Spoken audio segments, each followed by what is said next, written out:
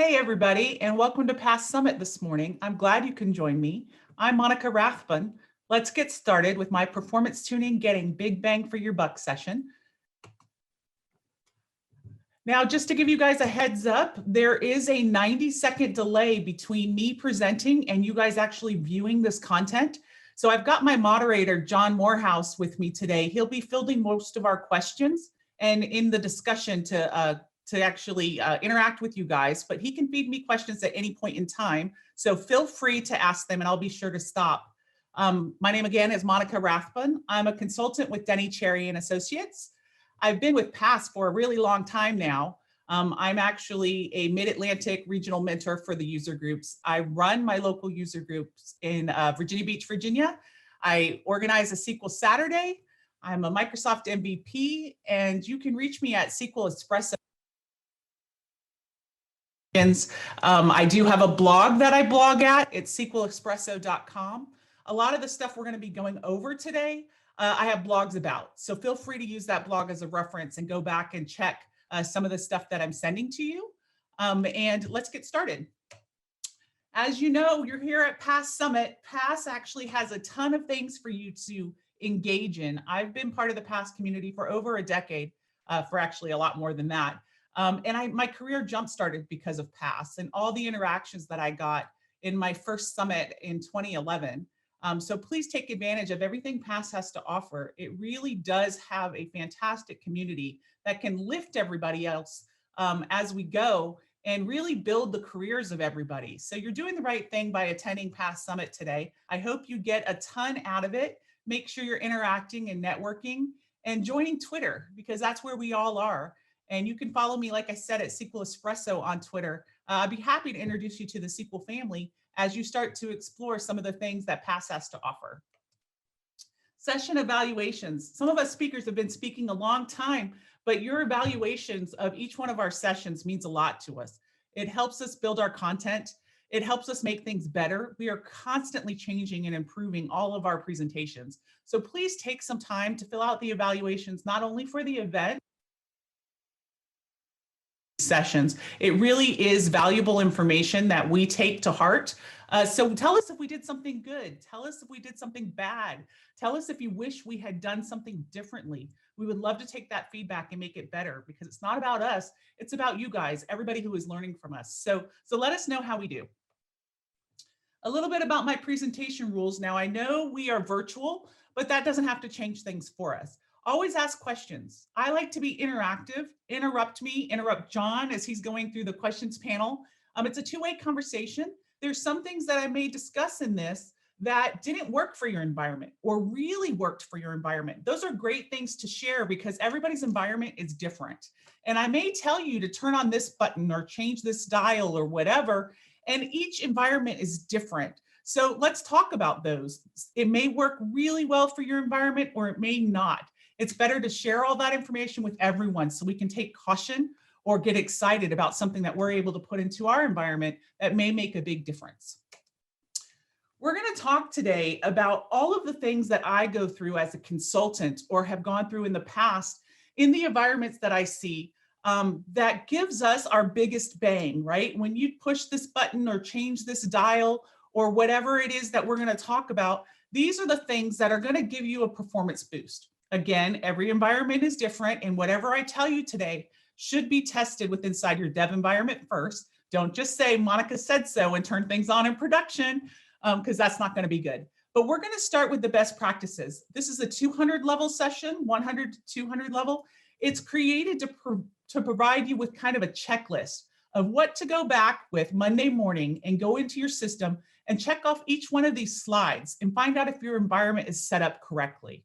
So some of it will be basics, some of it will be some that you know, and I'm hoping by the time you walk out of here, you're going to get one or two things that you can go back to your environment, implement, and get, wow, you can see that drop in your CPU usage, or your memory consumption is better, or your queries are running faster. That's the goal today. So remember, it's going to be a checklist of things that we're going to do, and we're going to start off with the best practices.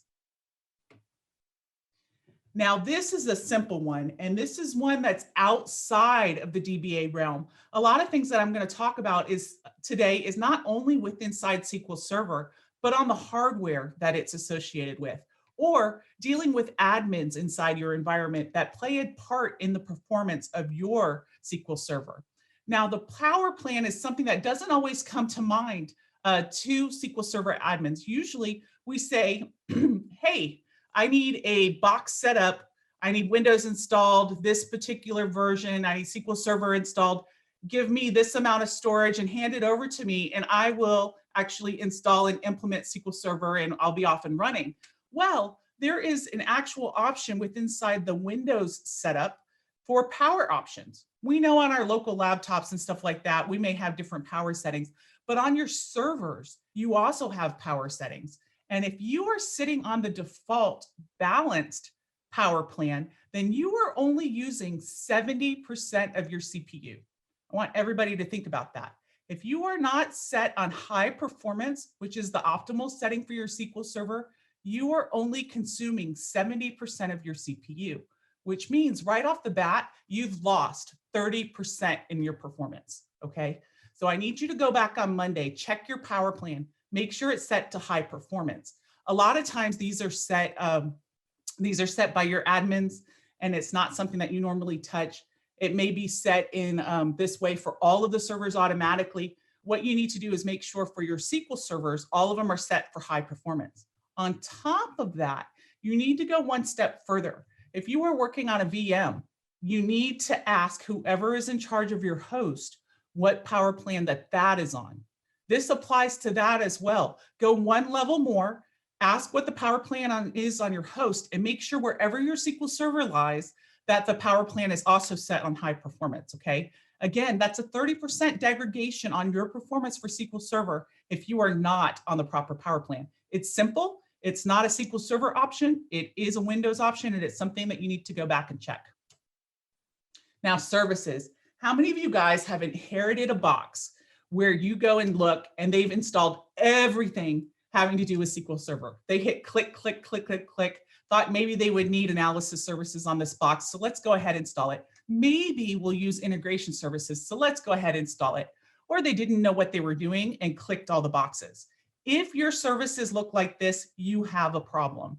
You want to make sure, one, if you can do it, that only your SQL Server engine is installed on the box, right? You want to give all the available resources to your engine and make things as fast as possible. If you have SSIS installed in there, if you have reporting services, they are taking away availability of resources to your engine. So really make sure you're only installing what you need. If you can put SSIS on a different box, if you can run analysis services on a different box, please try to do so. Again, there's licensing involved in that, so I know it can be cost prohibitive, but now that we're going to the cloud, this is something that makes things a little bit easier to try to separate things out. But if you're on-prem, I do understand licensing can be a big factor. So please take a look. If you can turn off these services, make sure you disable them.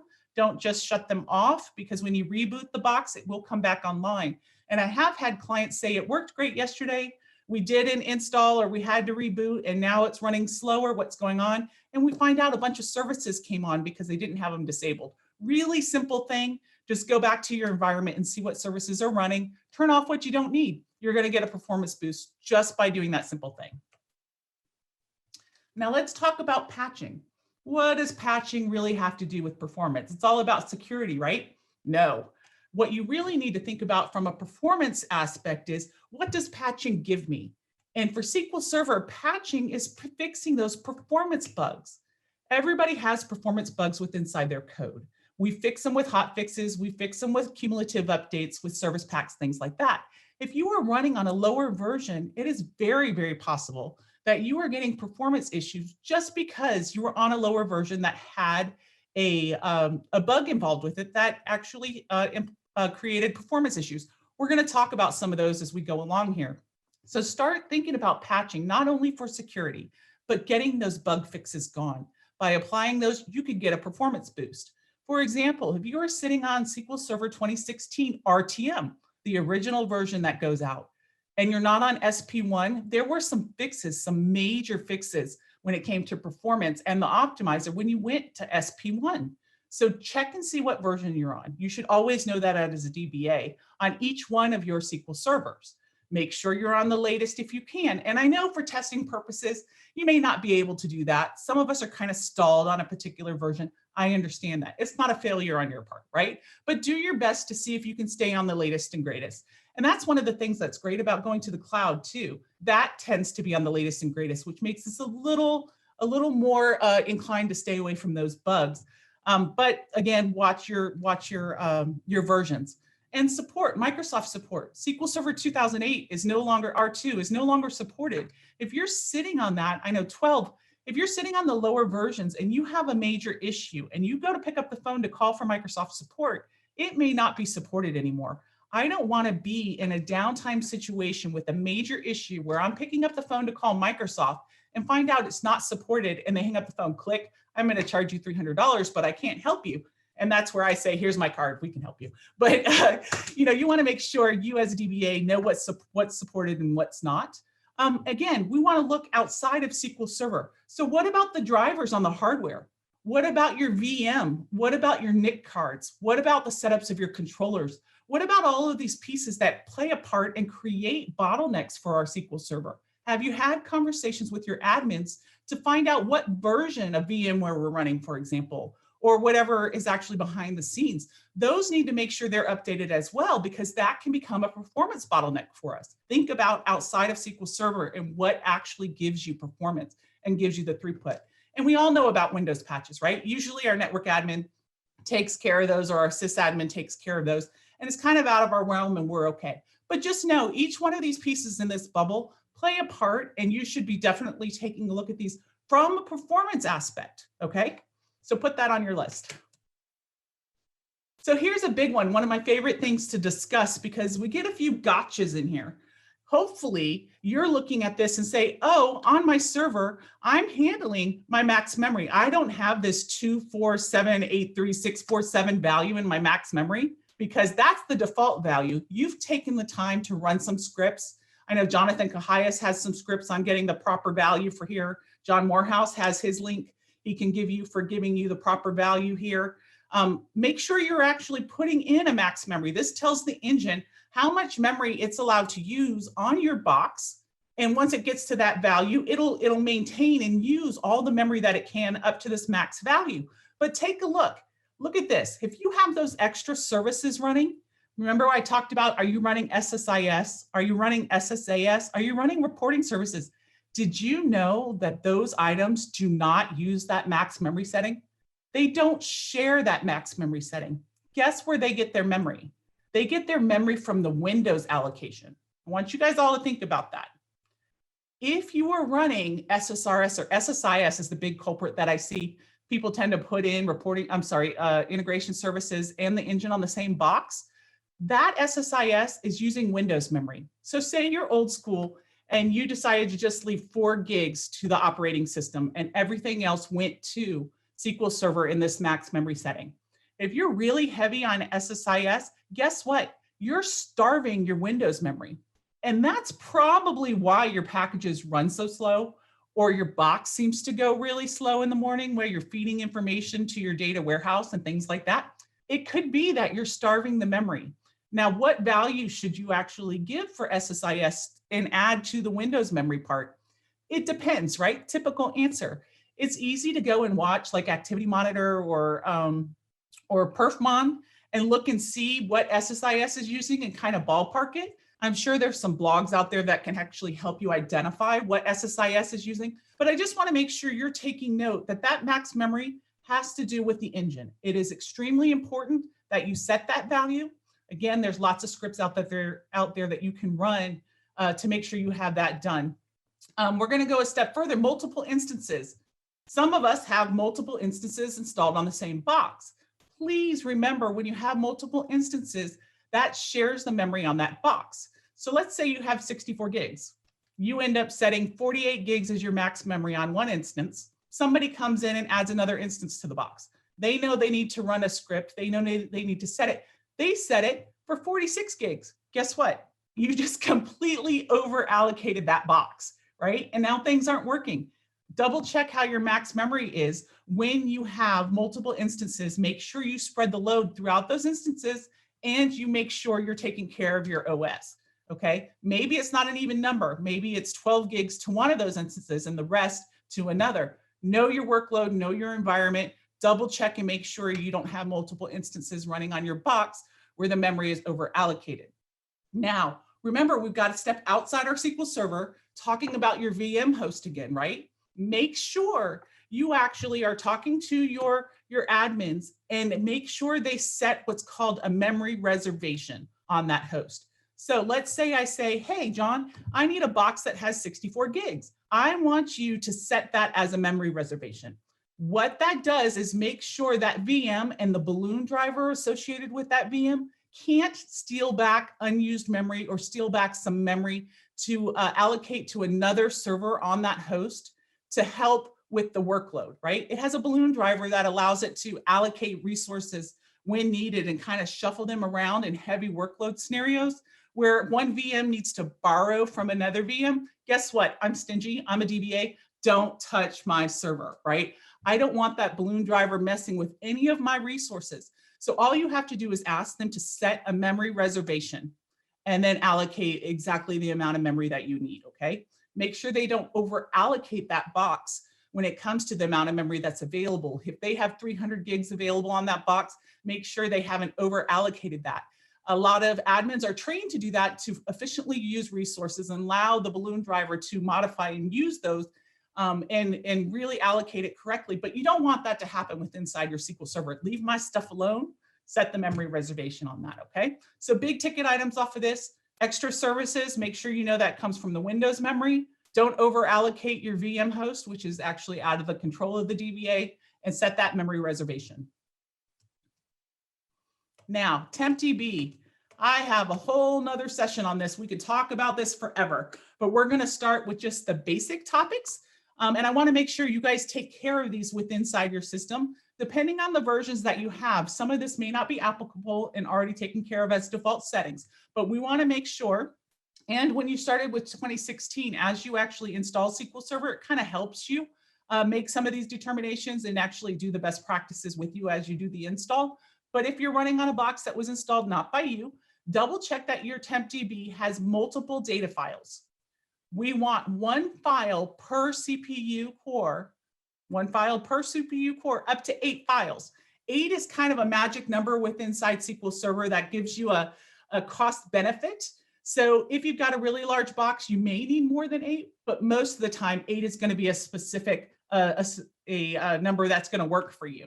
You want to pin it to the highest performance disk, right?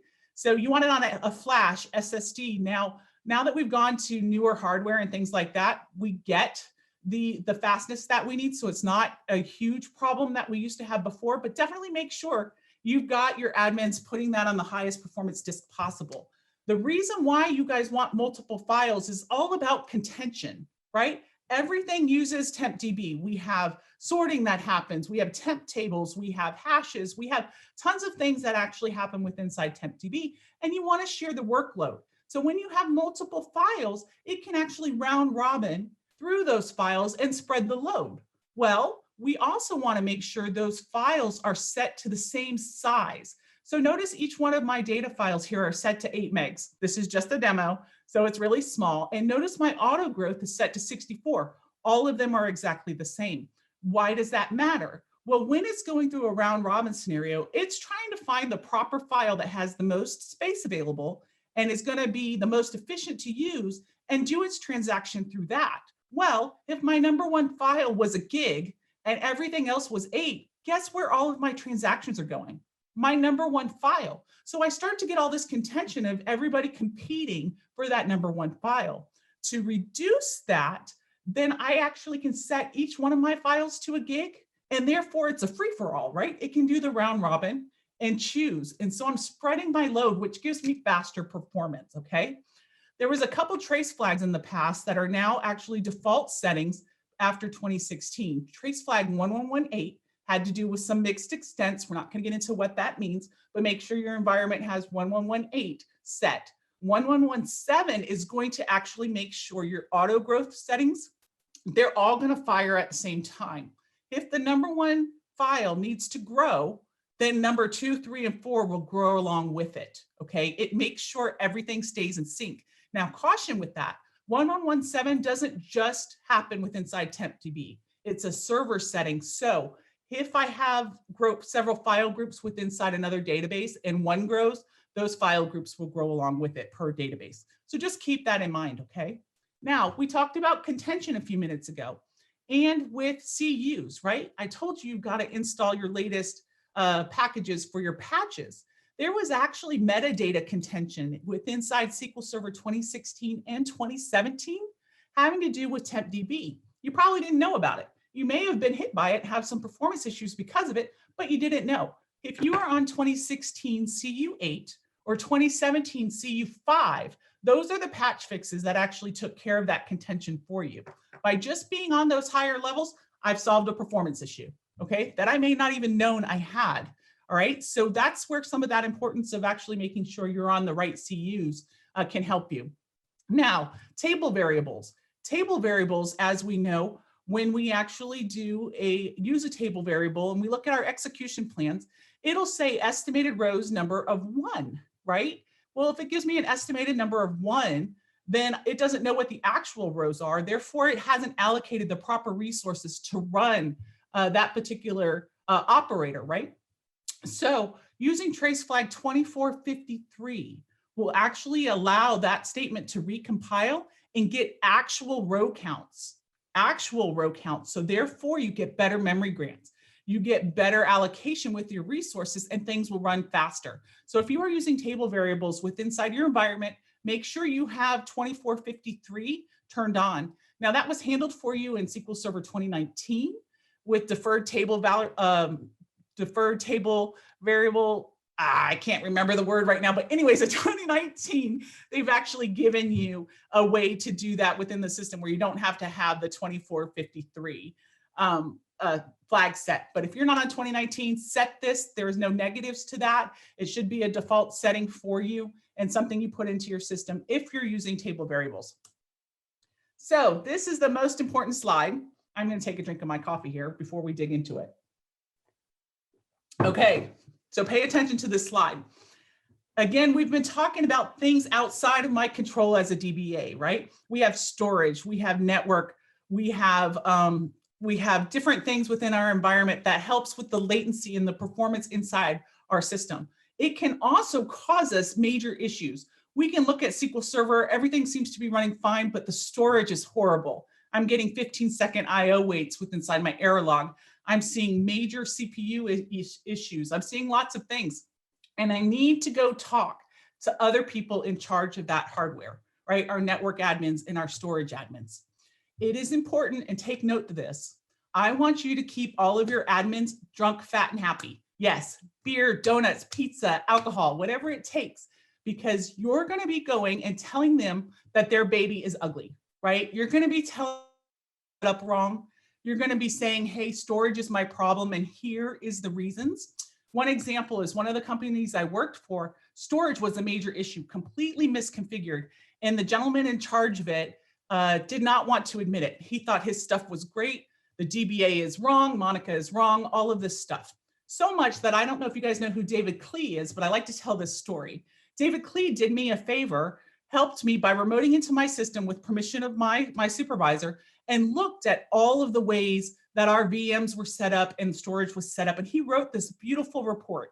And in the report, it told the admin exactly what he needed to do to fix it. And he put at the bottom, I did this for free because Monica is a valued member of the SQL Server community. Whoa, I'm going to get a raise, right? Wrong. I got written up. Why did I get written up? Because this report showed in pictures by an expert that this gentleman baby was ugly and he did not have his stuff properly configured. Nobody wants their baby to be ugly, okay? So what do I like to do now when I go into different environments? Buy donuts for your sysadmins, right? Take them out for a beer, have a conversation, make friends, right? The whole golden rule, be nice, buy pizza, do all of this kind of stuff, say hi, build the relationship. Let them know that you need them, they don't need you. You think they're great, whatever you need to do. I call it manipulation sometimes, But performance matters, right? You do what you can to make sure your stuff runs as fast as possible. So keep those admins on your side. They are your allies, and you're going to be telling them their baby's ugly, but you need to work with them. Performance matters. Do what you can to make sure you can have those conversations as we go through things, and you're going to start asking them, are the drivers set correctly? Is my host correct? Is this, where's this issue? And you're going to start looking at stuff like that. Drunk, fat, and happy is what you need to get away from here. These are some of the things we're going to talk about when we're in a virtual environment. These over-provisioned hosts can wreak havoc on your SQL Server. And it's sometimes hard to identify that it's the host that's the issue and not on the SQL Server side. But too many VMs on one host can kill you, especially if you don't have that memory reservation set, or if it's over allocated on CPU. What happens with one VM can affect another. I had one client that actually had a VM that had 16 cores on it, but they over allocated, once I was done looking at how the setup was, 72 cores. They allocated 72 CPUs to all of the VMs on there and only had 16 available. So my CPU was throttling at 100%. It wasn't a query that was running that was huge, right? It wasn't something on the SQL Server side. It was the fact that the VM was struggling to get CPU. So inside SQL Server, I was seeing SOS scheduler yield as my top weight. When I looked over on the VM side, the CPU ready time was through the roof. There was a lot of indications that told me that I just was not getting the available threads I needed in order to run my queries. So definitely be taking a look at those. That's one of those conversations, hard conversations that you have to have with those admins.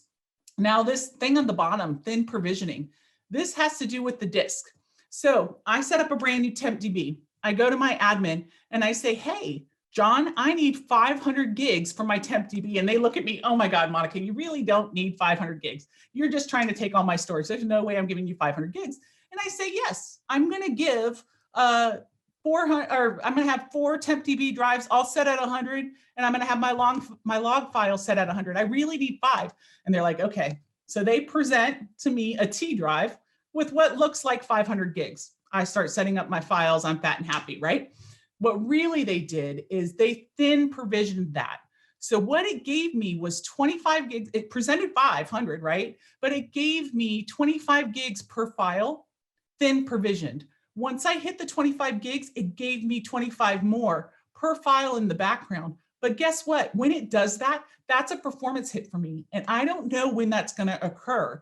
Every time it has to grow out and give me that extra 25 gigs until I hit 100 per file, that's a performance hit for me. I don't want that. I can't control that. So I want it thick provisioned. It's a little checkbox that they can do with inside their setup in the storage admin. Make sure you ask for all of your drives to be thick provisioned. Now, if they say no, guess what I'm going to do? I'm a savvy DBA. I'm going to go ahead and grow out my TEMPDB files to 100 gigs. I'm going to take my 500 gigs at one time. Okay. And that's what I'm going to do to get away from that, because I've controlled the growth of it. I know when it's going to happen, and I'm going to take my 500 gigs and they can't take it back, right? So that's how you get around that. But make sure it's thick provisioned, not thin provisioned. And I guarantee you, some of you guys on this call right now have that scenario in your environment, and it's not something we normally check. All right, so let's talk about compression. Now, a lot of us talk about compression when it comes to backups. Backup compression is, but I want you to talk about compression on your indexes, right? Things like that. Actually, compressing data allows you to get more data on a page. And that means I can get more pages in memory, which gives me more pages and more data available for reuse of my queries. Guess what? SQL Server loves memory. It uses it extremely sufficiently. If I don't have to go to disk to read a new page, or if I don't have to swap out pages, things like that, my stuff runs faster. A lot of us have disk as our bottleneck, so I want to stay away from that. Compression and getting more data on that page allows me to keep data in memory longer. So my queries run much faster. So compression can be really great. There's a lot of scripts out there that you can run that estimates the amount of compression and the amount of savings you can get by using compression. So I would run those, and you can actually prove, hey, if I turn on compression, I'm saving this much. Your disk admin and storage admins love to see that we're saving stuff on disk. So compression your backups is great. Now, if you're using TDE and different kinds of encryption, that's a whole nother ballgame that compression plays a point in. But so you need to know your environment. Compression does cost CPU speed, but it's worth it if I can get that data into memory for longer and reuse it over and over again. Now, there's a thing I need to tell you about. When it comes onto your backup devices or so say you're using things like Cohesity and Rubric and you're using deduping within inside your SAN, okay? The word is deduping. If you have your SAN admin come to you and say, you cannot use compression inside SQL Server because we are deduping, that's a huge red flag for you, okay? I need you to go and check and find out what exactly they're using. What happens when it comes to backup compression and backup on a deduped system is it uses pointers, right? It uses pointers, that's how it saves space. So it dedupes the data. It doesn't write duplicate data, it dedupes it. Okay, that's great for them. When I actually run a backup and they tell me I can't use compression and it's actually on this SAN, then it is actually using a bunch of pointers and they're saving space. That's okay, but guess what? When me as a DBA, I actually need to restore that data, I'm in trouble. It's gonna work, but it's gonna take a long time, much longer than if I had a native backup, maybe in the cloud or maybe on a non-deduped device, because all of those pointers have to get put back together and that data rehydrated. So we've seen a 6 times difference from if I have it natively stored on a non-deduped SAN or out in the cloud to where I have it deduped. 6 times. So if it takes 1 hour to restore normally, it's going to take 6 hours to restore if they deduped that data. So do some testing. You can show these results. There's lots of different blogs out there about it. Ask that question because I really don't want a downtime situation where I'm having to fix corruption or something with a restore on a deduped scenario where I'm not allowed to use compression. And now I'm waiting 6 hours with the VP over my shoulders. So please definitely have those conversations about compression. It's a really great thing. If they tell you not to compress, ask if you can store your backups elsewhere in the cloud, some other drive that's not on that SAN. Have those conversations, okay? Believe me, you need to have those conversations. So snapshot isolation. John, how are we doing on time? We're good? You got about 45 minutes left. Awesome. And I did a quick question. Sure. I apologize. I had some internet issues. There is a question if we can go back to trace flags real quick. Okay. Do the trace flags interact with compatibility level? If a SQL Server 2016 or greater is set to compatibility level below 130, should the trace flags be set? Most of the trace flags that I'm talking about is on a server level. So yes, they should be set. There are some trace flags that are database level, but the ones that I'm talking about are server level. Now, John, if you have a different answer, feel free to add that to the response. But the ones that I've talked about, the 2453, the 1117, and the 1118, those are on a server level. That should not have anything to do with that compatibility level. Excellent. Okay, any other questions? No, ma'am. Okay, so how many of you guys have an environment where you actually have reports and select statements running off of your production, right? And you get some blocking scenarios that happen. We all have people that want to write select statements and it actually blocks our updates, our inserts, deletes. And we end up with, hey, somebody slowed down the system. We're just hanging here. And we look at SP who's active or SP who's to or whatever monitoring thing we have, and we see all this blocking. And then we go and we look and somebody's running a reporting services report that's been running for 30 minutes and it's created all of this blocking. You either one, have to kill it, two, pick up the phone and say, what the heck are you doing? Why are we running this during the time or whatever it is?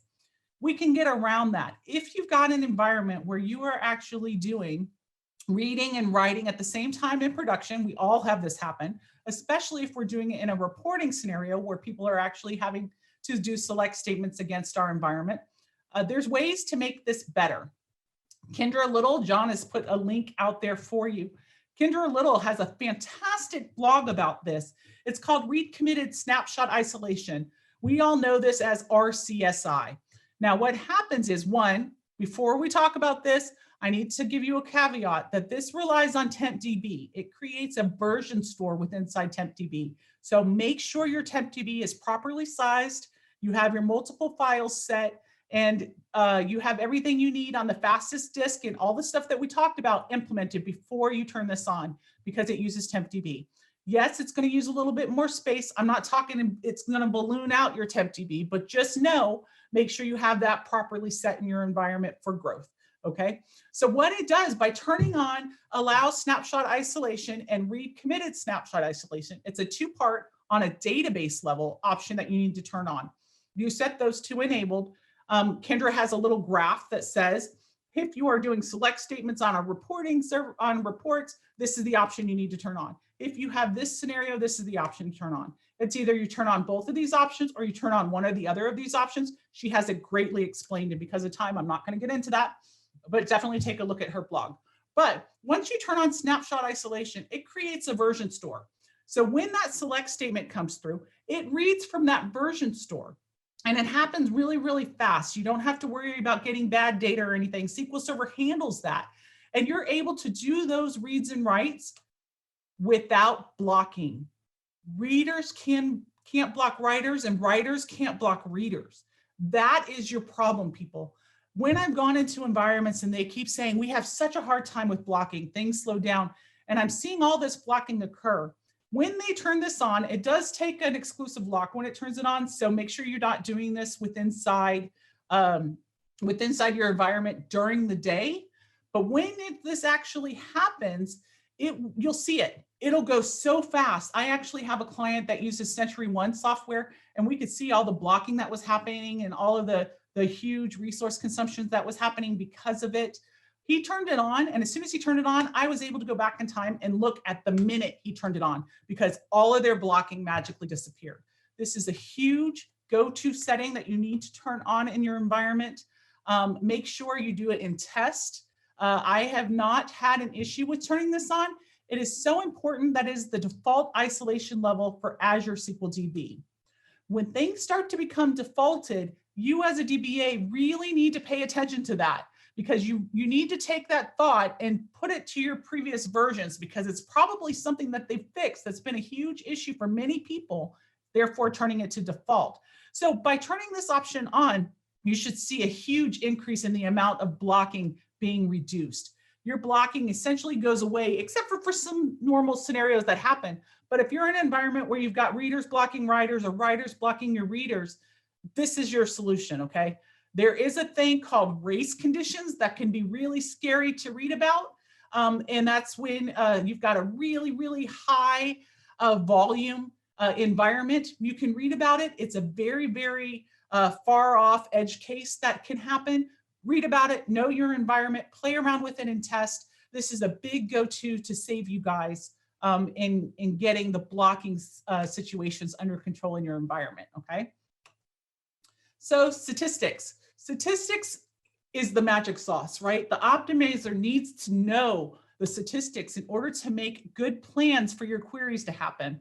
A lot of people take care of your index maintenance. Some of you guys use the flags within your index maintenance scripts that maintain your statistics.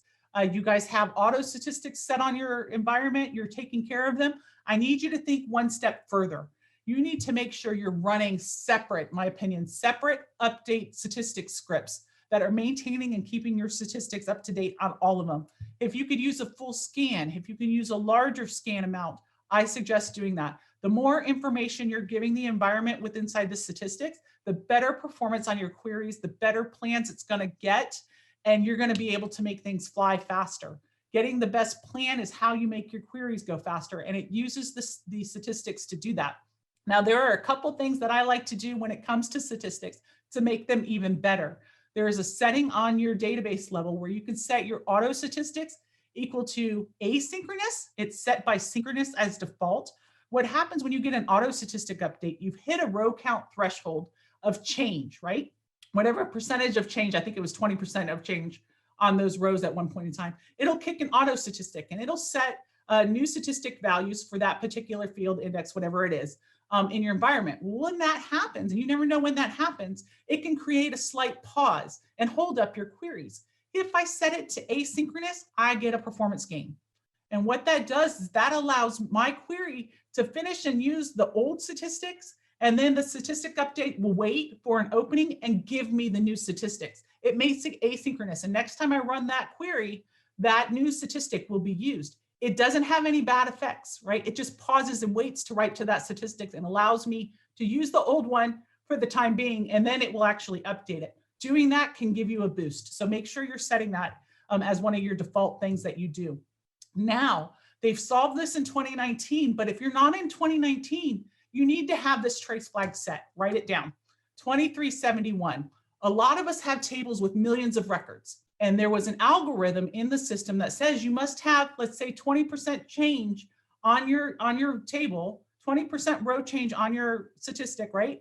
20% row change plus 5% or 5 or whatever the number was. I don't know exactly right offhand. But for me to hit on my millions and millions of rows tables, that's a lot of change that must occur before I get an updated statistic. And if I'm not actually doing my update stats jobs and keeping those healthy, it could be a long time for me having a stale statistic waiting for that threshold to be hit. 2371 changes that. What it does is it makes your algorithm on a sliding scale for large scaled tables, and it will kick that auto statistics update sooner, more frequently, which gives my optimizer better information on that table and can give me better queries, right? Statistics are everything. So 2371, please set it in your environment if you have large tables and you are not on 2019.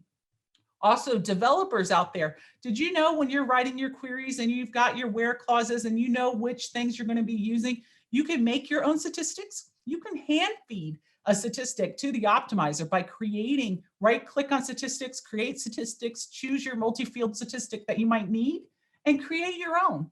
You'll see that the optimizer will read that and give better plans for your user and those queries, and you can make things faster. So remember, statistics are important.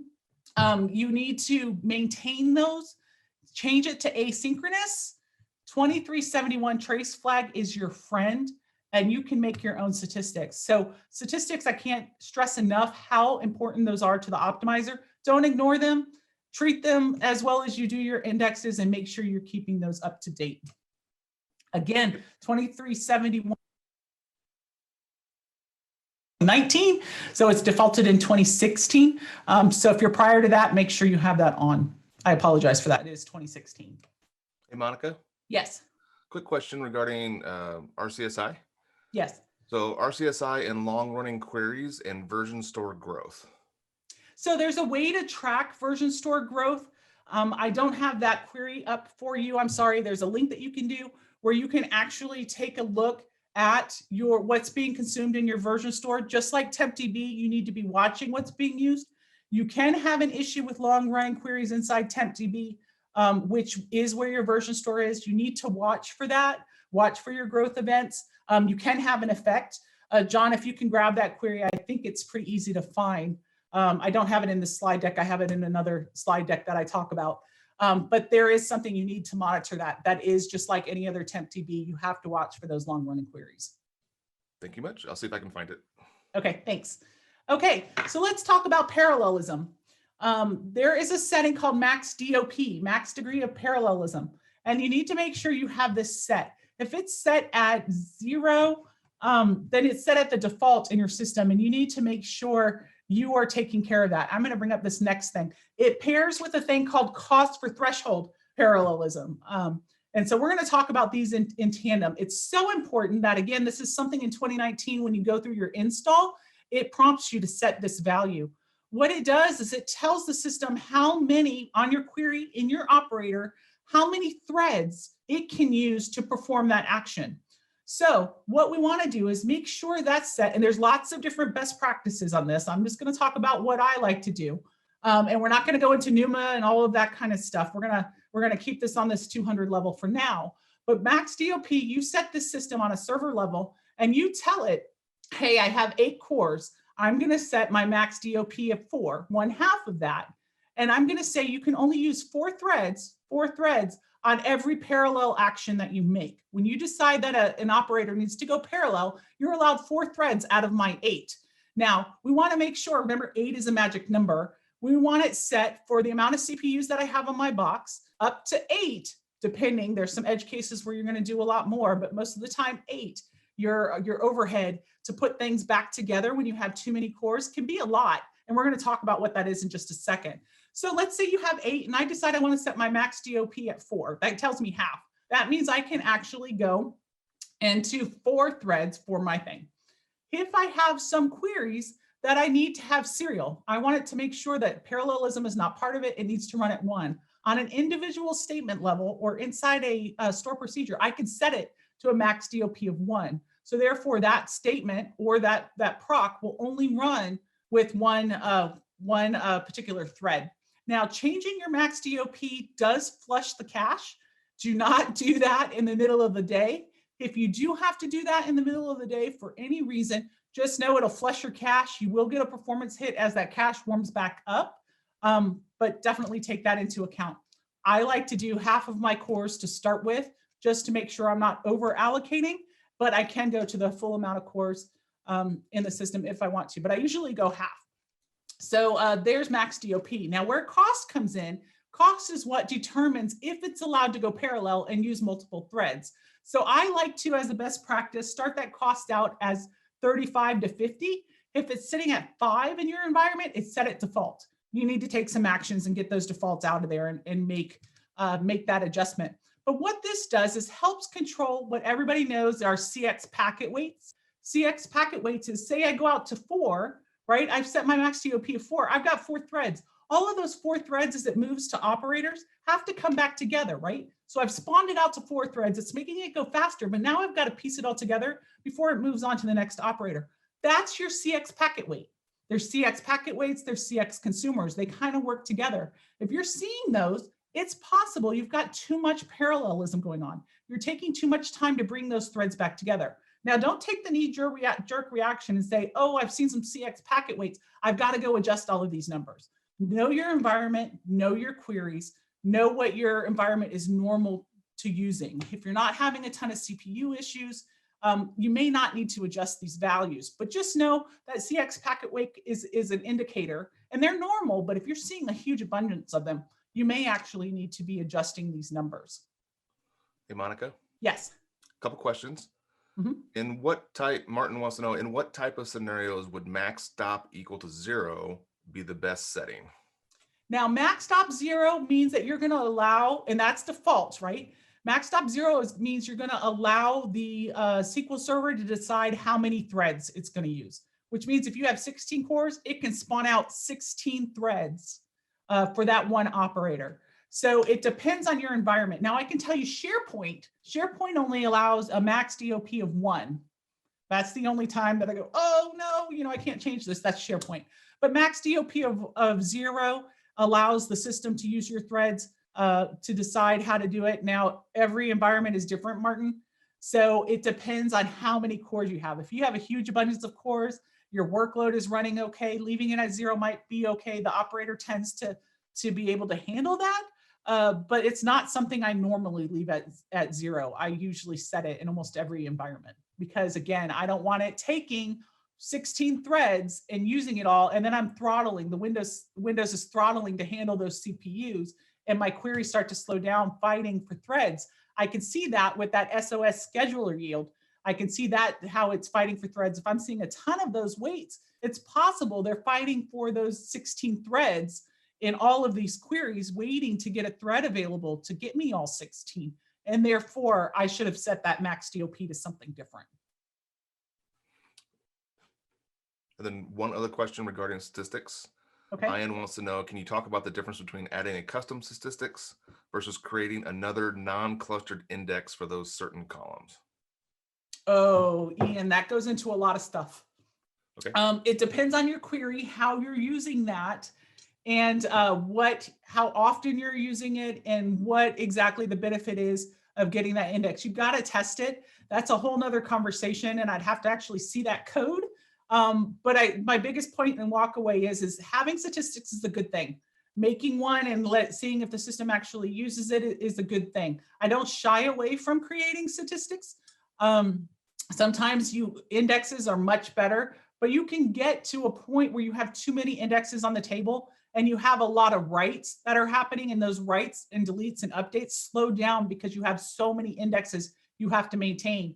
In that scenario, sometimes having the statistic there can help you, and it prevents you from having to create that next statistic that could be your tipping point to that read-write slowdown. Okay, thank you much.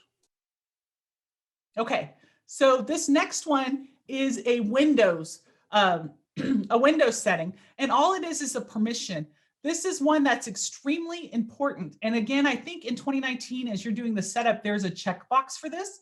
Anytime you see some of these in newer versions, pay attention. I keep talking about this, but pay attention and make sure you're turning these on.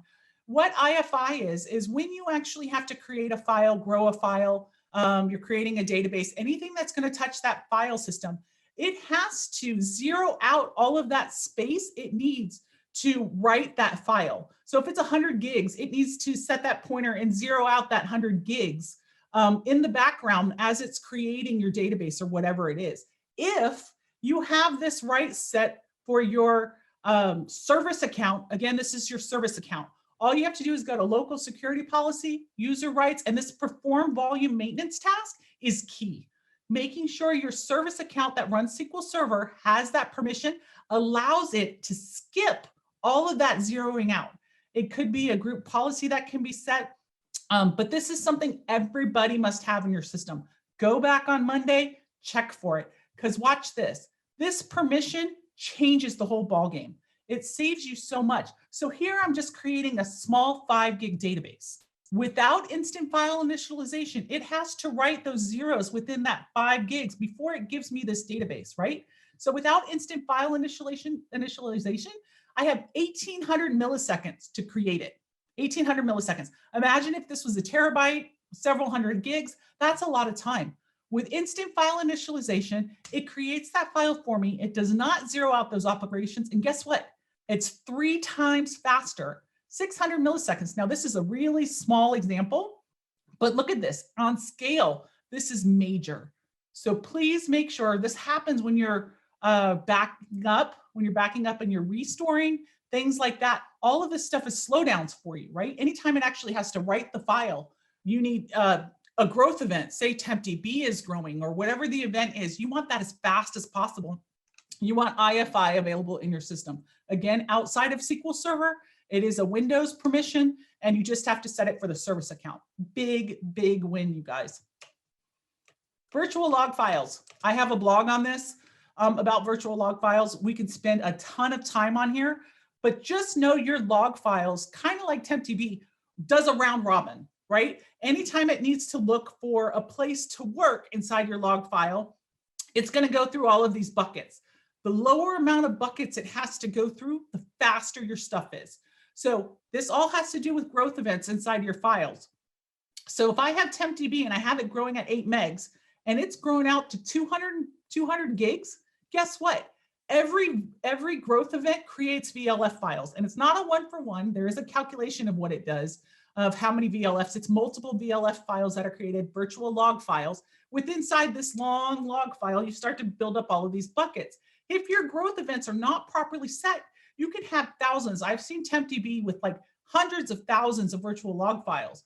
Well, as that transaction round robins through those log files, if it's got to go way out to hundreds of log files, virtual log files to get to where it needs to go, that's a lot of overhead. That's a lot of slowdown in your system. You want to be checking. There's queries that you can run. I have a query out there in my blog that you can run that will tell you how many log files you have, virtual log files you have within your log file, okay?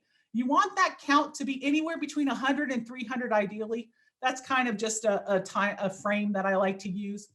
If you're running way over those numbers, you need to get rid of those log files, virtual log files, and shrink down your database. You're going to have to shrink down your log file. You're going to have to resize it and grow it back out. And you're going to have to change your increment of what that log auto growth file what that log's auto growth setting is, to make sure you don't get in the scenario where you're having all of these thousands of VLF files. Again, it's all about that round robin and making it the shortest trip possible. So please go back to your system, check for the amount of virtual log files you have. Try to keep them under, I say 300, some people say 100, some people say 400. Get that number as low as possible. You solve it by shrinking and resizing that log file and properly setting your growth rates. Just by doing this, you can gain a huge performance increase, especially when it comes to TEMPDB. So go back to your environment and check on that. So indexes. Indexes are not set it and forget it, everybody. Indexes is more than just running your index maintenance by Ola, which is the best way to do it, in my opinion. His scripts, the index maintenance is important. You should be running it nightly, weekly, whatever your environment requires to handle the fragmentation and your rebuilds and reorgs that you need to have within your environment. Most of us as DBAs know we need to do that. We actually are really good at making sure those particular events run. But the piece that so many are missing is going back and looking at your indexes in your environment. Are you checking to see how many seeks are happening on your indexes? How many scans? How many writes? Are the amount of writes that are going on within your index way exceeding the amount of reads that are going on? If that's happening, maybe that index is not a good index. Maybe it needs to be changed. Maybe the order is wrong and you have too many scans going on that index and you need to reorder it in order to make seeks happen. Maybe it's an index that you just don't need in your environment. Maybe you are wasting IO every single time those update, deletes, and inserts happen, maintaining that index, and it's not really being used, right? Maybe you need to script it out, always script them out before you disable or delete them, because sometimes it'll come back and bite you where it says this index is not being used. You're doing the good thing and you're disabling it, but it had to do with the budget process, and that budget process runs once a year, and I just killed the most important index that happened with it, right? One thing to note about all these index statistics and usage metrics is that they're only as good as your last restart of the service, okay? If you're in Azure, that could be your serverless server. If you have one that's running on a serverless tier, every time it pauses, those get wiped out. So know what kind of environment you are in and how good that information is for making these decisions. But it's important for you to look at those, okay? Pay attention to what indexes are not being used. Script them out, disable them. It's possible that one budget index, I could script it out, put it in a job, and every January I recreate that index and we keep it on there for 2 months during budget process. And then I actually disable it again and delete it off. It could be a scenario like that. All of those are little performance gains that you can do. But definitely remember, every index that you have has write IO that actually happens with it. Are we writing to something we're not using? Okay, and you also have to maintain them. So be looking at your indexes, know how often you're actually using it. Maybe you look at it monthly, maybe you look at it quarterly. Put it on your maintenance list to do that. Finding missing indexes. Here's the caveat, people. This is important. Every time you look at a execution plan and it has missing index, 60% gain, right? It's going to give you 60% gain and it's a missing index. Listen to me.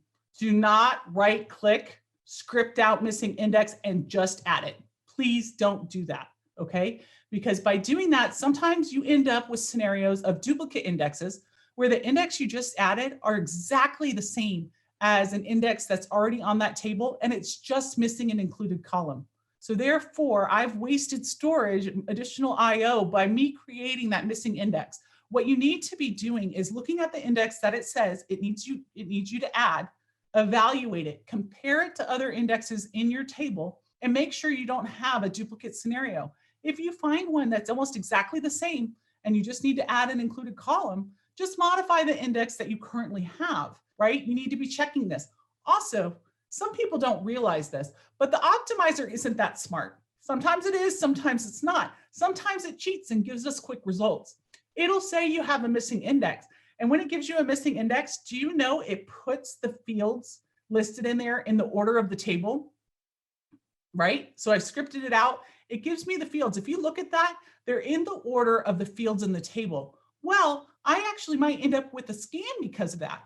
And I really want to seek. All I need to do is be looking at my query, see what it's doing, look at the predicate order, and determine what order that index needs to be in. That will make a difference between your scan and seek, or if you're scanning efficiently by doing that. So just right-clicking and missing indexes and adding those can actually create bigger issues for you. So please take a step. Make sure you're not doing duplicates. Make sure you're looking at the order that the queries are actually using those fields in. please just do not right click and add missing indexes. There's lots of DMVs that you can look through and run. There's really great scripts out there for you to look at missing index in your system. I highly encourage you to do that.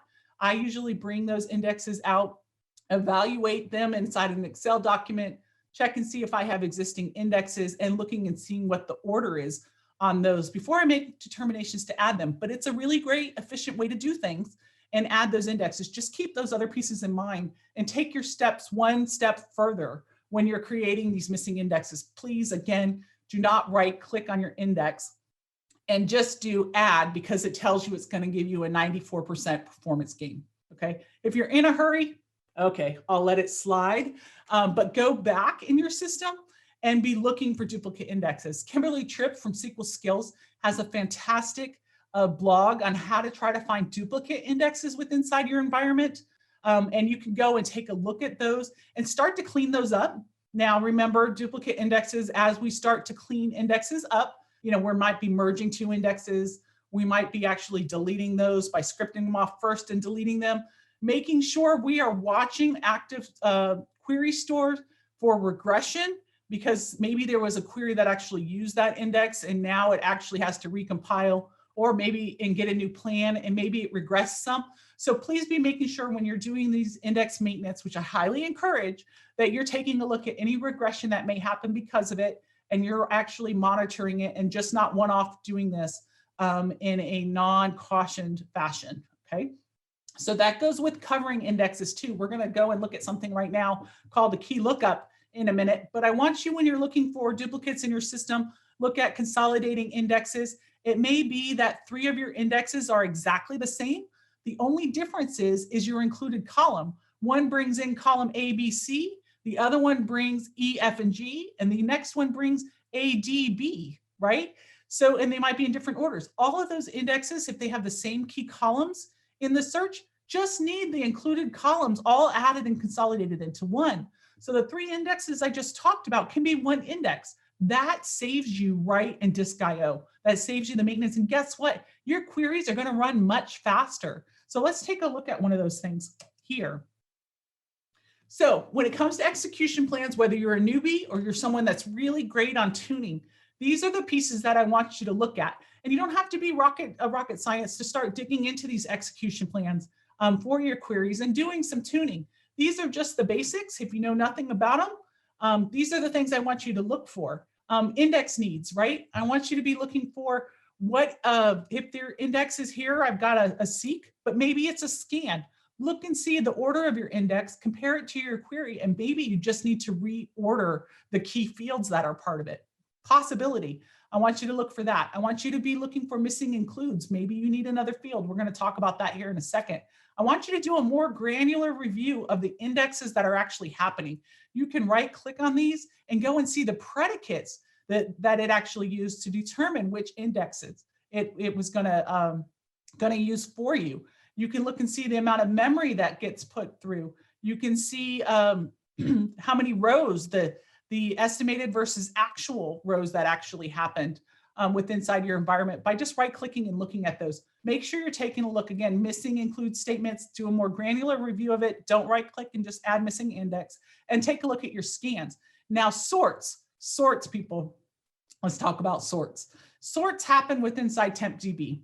I know a lot of people who write store procedures and we're writing blocks of code and then we're putting in order by. So as we're moving through and validating our data, we're double checking things, right? Well, sorts are one of the most expensive things inside your execution plans.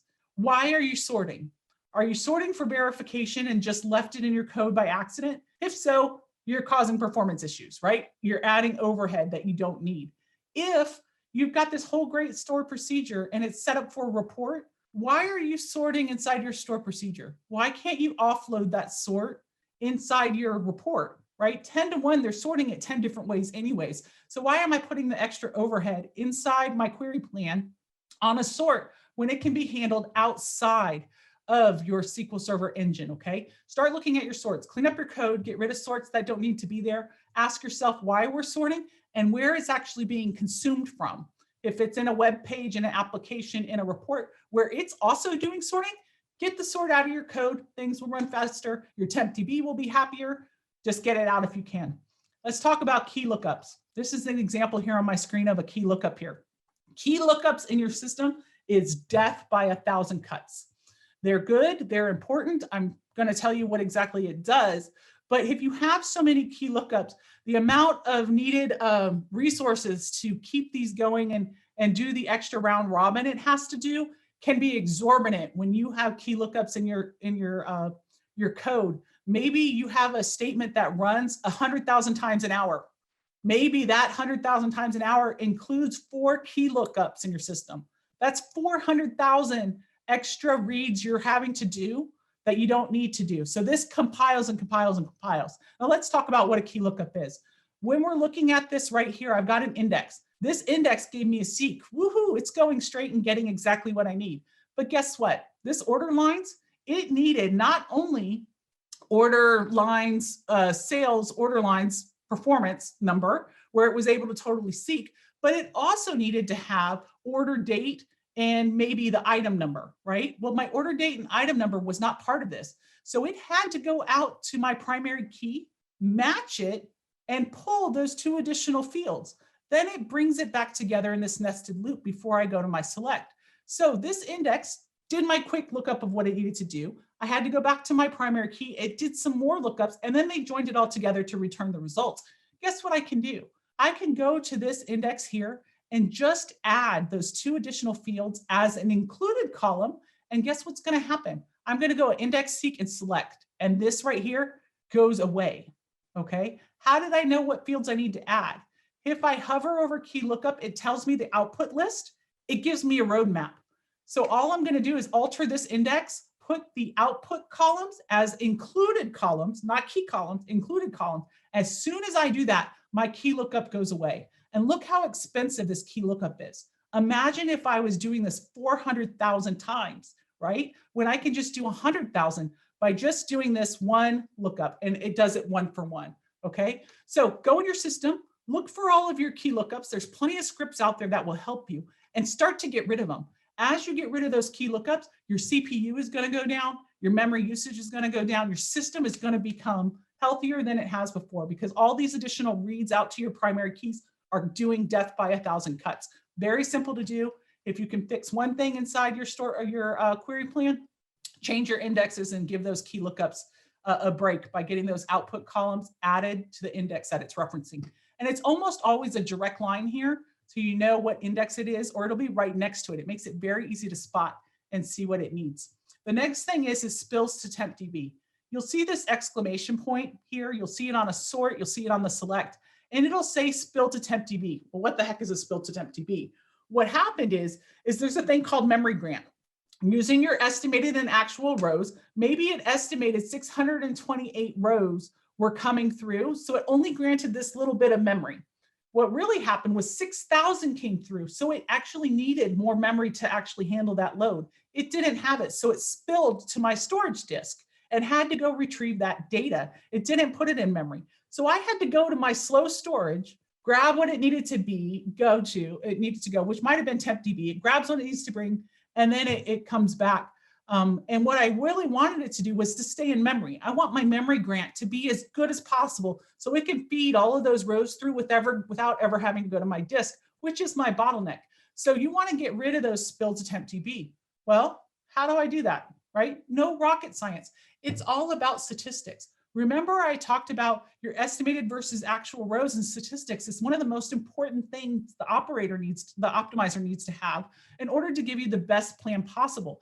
It all starts with those statistics. So making sure your estimated and actuals are in line plays a huge part in getting rid of these spills. So one of the first things I'm going to do if I see a spill to TEMPDB is I'm going to go look at statistics on that column. If my estimated versus actual on those are way far off, I need to update statistics. I need to update all of my statistics to make sure all of my statistics are in line and I'm not getting this elsewhere, or maybe I need to update just that one statistic that's involved in this.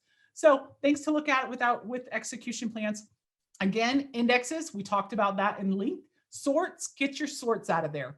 At minimum, see if you can do it in a different, in the application layer or in your report. Key lookups, these are huge. Death by 1,000 cuts, people. I'm telling you, it's in your system. You need to get rid of it. It does not require a code change. This is not a code change. This is all about making sure your index has the proper included columns with it. Simple change, you guys, very simple change.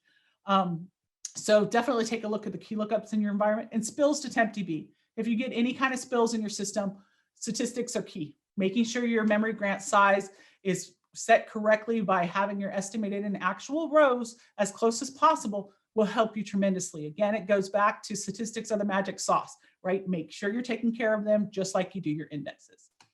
So I know I've got about 5 minutes left. I can field any questions, but thank you guys so much for getting up early and sharing part of your summit with me. Thank you, John, for moderating. All my contact information is here. SQL Espresso on Twitter is your best way to hit me up at any point in time. My email address is here. And again, my blog is sqlespresso.com. A lot of the things that I went over, just a checklist for you to go through your environment, some big bang items that can make a difference in your environment. I've got blogs on almost every single one of these. The slide deck is available on the PASS website. And I know today's session was live. It is being recorded, and I understand it'll be about 72 hours before it gets onto the PASS Summit website, but it will be there. And again, I appreciate every single one of you guys for joining me today. John, did we have any questions we need to field in the last 4 minutes? Sure. We got one quick question from Christian. I kind of answered it as it depends. But Christian wants to know your thoughts on the practice of creating indexes to support queries on the fly and deleting them at the end of the query execution every time. I don't like that. I'll be honest. So you can make temp indexes on your temp tables, which I highly encourage inside your store procedures. If you've got temp tables that you're using and indexing those properly, those, yes. I don't like the overhead of creating an index and locking the table if you're not doing it online within your environment. I'm not a big fan of that. I am, like I said, if you're doing like a budgetary report and you need the index just for that, setting up a job and creating that maybe in the morning. And if you've got through that whole process a couple days later, scripting it off and dropping it so you don't have the overhead, that's the only type of on the fly that I advocate for.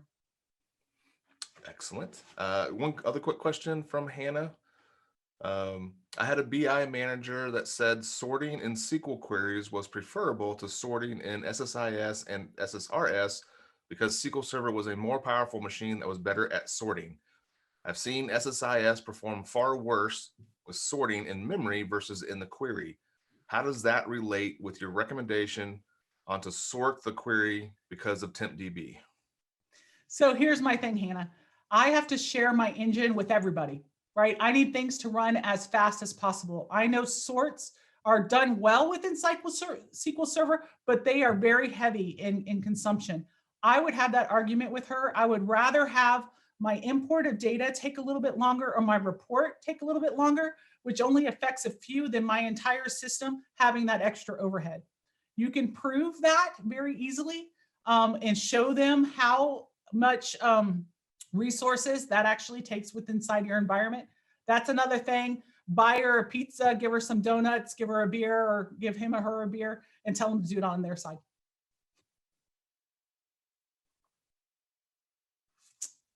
All right, it looks like we only have 2 minutes. I'm going to go ahead and wrap up. Thank you, everybody, again, for taking the time. If there's any outstanding questions, I'll field them as we go off air. But enjoy your summit. Definitely take the time to network, everybody. PASS Summit is a life-changing event, whether it's in person or virtual. The connections you make this week are invaluable to your career. So you've made the right choice. Join your local user groups, look at your SQL Saturdays, expand your PASS involvement. I highly encourage it. It made a huge difference in my career. Have a great week, everybody, and we'll see you out on Twitter.